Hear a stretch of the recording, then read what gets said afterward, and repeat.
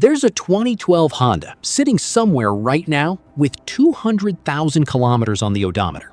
Original engine, original transmission, never split the cases. The owner just did oil changes and kept riding. That bike is on this list, and it's not the one everyone recommends. The 2010s were a decade where Japanese manufacturers quietly got very good at building engines that simply don't die. Fuel injection was mature, material science had caught up with engineering ambition, and the lessons from 2 decades of reliability data were baked directly into the designs. These aren't bikes that got lucky. They were engineered to last. Here are 10 that prove it. Number 10. Kawasaki Versys 650, LE650A 2010-14. Most people think of the Versys as a compromise bike, not sporty enough for track days, not capable enough for serious adventure riding. That middle ground reputation is exactly why its engine gets overlooked. The 649cc parallel twin shares its bottom end with the ER6N and Ninja 650, an engine Kawasaki had been refining since 2006 by the time the 2010 Versys arrived. The result is a bottom end so conservatively stressed that Kawasaki's own service manual lists the first valve clearance check at 40,000 kilometers. That's a manufacturer telling you in writing that this engine doesn't need early attention. Riders commuting daily on the Versys 650 regularly report 80 to 100,000 kilometers without touching the top end. The one legitimate weak point is throttle body sync drift around 30,000 kilometers, causing a subtle surge at highway speeds. A 45-minute synchronization with a basic vacuum gauge set fixes it completely. Number 9.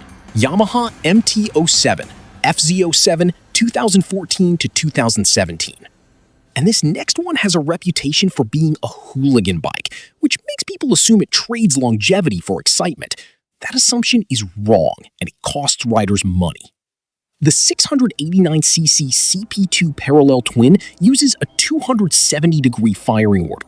The power pulses are uneven, which causes slightly more harmonic vibration than a 180-degree twin. Yamaha solved this with a counterbalancer shaft, but the real engineering achievement is the forged crankshaft. Forged, not cast, on a middleweight street bike.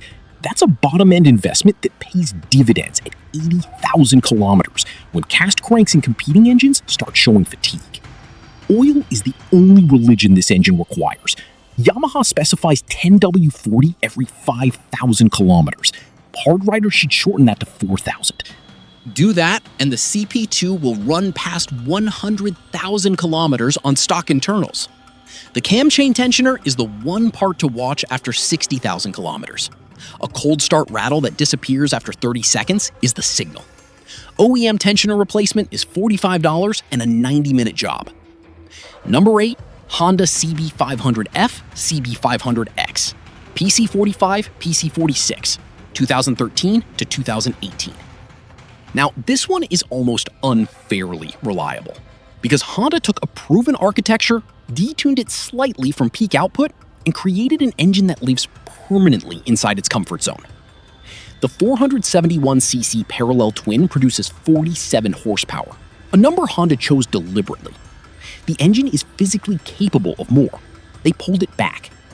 An engine running below its mechanical ceiling runs cooler, stresses bearings less, and degrades oil slower per kilometer. Honda did the same thing with the Super Cub and got 150,000 kilometer engines. The CB500 is that philosophy applied to a modern middleweight. Valve clearance checks are required at 16,000 kilometers. Most owners find clearances still in spec at the first check, and a clogged filter at 12,000 kilometers causes rich running that washes cylinder walls with unburned fuel. Fresh filter every 12,000 kilometers, non-negotiable. Number 7. Suzuki V-Strom 650 XT, 2015 to 2019. If you've been riding for more than 5 years, this one is definitely about you, because the V-Strom 650 XT is the bike experienced riders quietly buy when they want something that will never let them down. The 645cc 90-degree V-twin traces its lineage back to the SV650 engine of 1999. By 2015, Suzuki had been refining this architecture for 16 years. Every known failure point had been addressed. What arrived in the 2015 XT was an engine that had already had its problems solved before most of its current owners started riding. The V-twin configuration distributes cylinder heat independently. Each jug manages its own thermal load, unlike an inline-4, where middle cylinders run hotter than the outers, causing uneven wear over time. V-Strom cylinders wear evenly. Compression stays balanced. Owners regularly cross 120,000 kilometers without measurable compression loss. The fuel pump is the one scheduled replacement.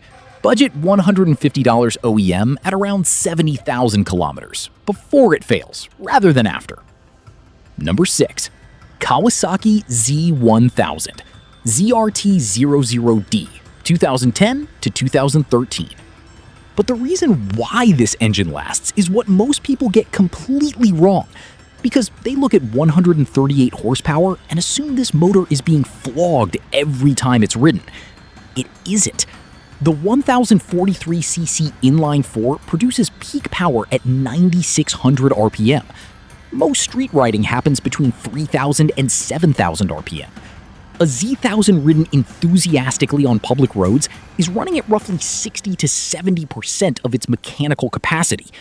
For an engine built to sustain 138 horsepower reliably, that's a rest day. Honda and Suzuki build reliability through conservatism. Kawasaki builds it through excess mechanical capability. Different philosophy, same result. The Z1000 demands quality oil. Motul 7100 or Castrol Power One Racing 10W40 full synthetic, every 6,000 kilometers. The tight tolerances in the top end don't respond well to oil that shears under heat. Use quality lubricant, and this engine runs cleanly past 90,000 kilometers without internal attention. Number 5. Honda NC750X RC72 from 2014 to 2020. And the next one genuinely confuses people, because the NC750X has the most unusual engine placement in mainstream motorcycle history, and that strangeness is directly connected to why it lasts so long. Honda moved the 745cc parallel twin so far forward that the conventional fuel tank space became a storage compartment. That sounds like a marketing gimmick. It isn't. Lowering the engine's center of gravity reduces chassis flex that transmits vibration back into the engine mounts. Less vibration means less micro-fatigue in the engine casing over high mileage. The NC750X has produced more documented 100,000 kilometer testimonials per unit sold than almost any other motorcycle in the 2010s. DCT variants need fluid changes every 20,000 kilometers, not the 40,000 that some owners mistakenly assume from the engine oil interval. Number 4. Yamaha FZ1/FZ1N 2010 to 2015. Now, forget everything I just said for a second, because the FZ1 operates on a completely different engineering philosophy from everything above it on this list, and it still ends up in the same place. The 998cc inline-4 is derived directly from the R1 Superbike, detuned from 180 horsepower to approximately 150, with revised cam profiles and a heavier flywheel. What that means in practice? You're riding an engine with Superbike-grade internals, forged pistons, nitrided crankshaft, shot-peened connecting rods at street bike stress levels. The components were designed for 180 horsepower and track abuse. They're seeing 150 horsepower and occasional canyon runs. They find it relaxing. Documented FZ1 engines crossing 150,000 kilometers on original internals exist in numbers remarkable for any motorcycle at this power level. The cooling system is the one area needing attention. The FZ1 runs hot in slow urban traffic, and coolant degrades faster than the engine wears. Change coolant every 2 years or 24,000 kilometers. Let it go acidic, and you'll chase a weeping head gasket on an otherwise perfect engine. Number 3. Suzuki GSX S750 from 2015 to 2021. This doesn't just last long, it represents something unusual in modern motorcycles. a genuinely overspecified engine sold at a mid-range price point. The 749cc inline-4 is pulled directly from the 2005-2006 GSX-R 750, a race-derived engine Suzuki had proven at the highest levels of production racing. By the time it appeared in the GSX S750, it had been in continuous production for a decade, every failure mode documented and corrected. You're not buying an untested engine, you're buying 10 years of refinement. The GSX S750 does one thing that dramatically extends engine life over its GSX-R donor. The ECU tune is softer. The R's aggressive ignition advance is replaced with a gentler curve that reduces combustion chamber heat meaningfully. Lower combustion temperature equals slower valve seat recession.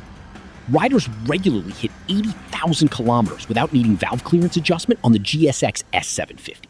On the GSX-R 750 ridden hard, that number's closer to 40,000. Same engine, different thermal management, double the service interval. Number 2.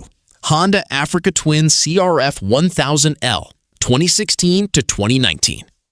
If you've dismissed the Africa Twin as just an adventure bike for people who never leave the tarmac, you've missed the engineering brief Honda actually wrote for this engine. The 988cc parallel twin was designed to be rebuilt in the field. In Africa, literally. Every wear item is reachable without specialized tools, and tolerances are set conservatively enough that service intervals can stretch in remote conditions without immediate engine damage. That field serviceability brief produced one of the most durable large displacement engines of the decade. The 270-degree CP2 firing order runs cooler than an equivalent inline-4 because each cylinder gets more time to shed heat between combustion events. Combined with Honda's oversized oil cooler, flowing 15% more than the engine's rated output strictly requires, thermal management is exceptional. Africa Twin engines with 150,000 kilometers on original pistons and rings exist and have been documented. DCT gearbox fluid at 20,000 kilometer intervals. Manual gearbox needs nothing beyond standard oil changes.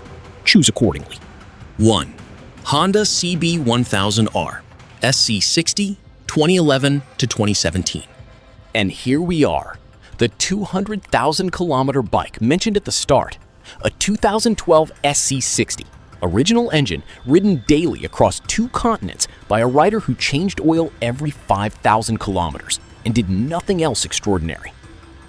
The 998cc inline-4 is derived from the CBR 900RR Fireblade lineage, an architecture Honda had been building and refining since 1992. By 2011, it was 20 years old.